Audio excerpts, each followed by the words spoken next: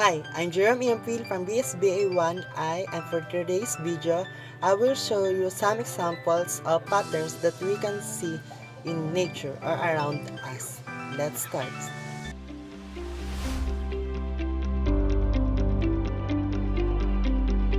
Math is gotten from the contribution of thinkers all through the ages and across the globe.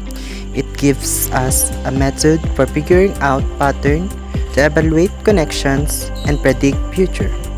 Math assists us to have a better understanding about the world, and we utilize the word to comprehend the math.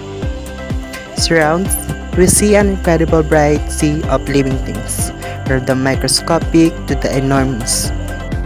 From the easy to complex, from splendid varieties to dull ones. Quite possibly, of the most fascinating thing we find in nature is pattern. We tend to think of patterns as sequences or designs that are methodical and that repeat. There are various sorts of sample you can see within your surrounding, and one of these is symmetry. An example is considered as symmetry when the various sides of something are indistinguishable. These reflections might be identical representation with just different sides, similar to the different sides of our body.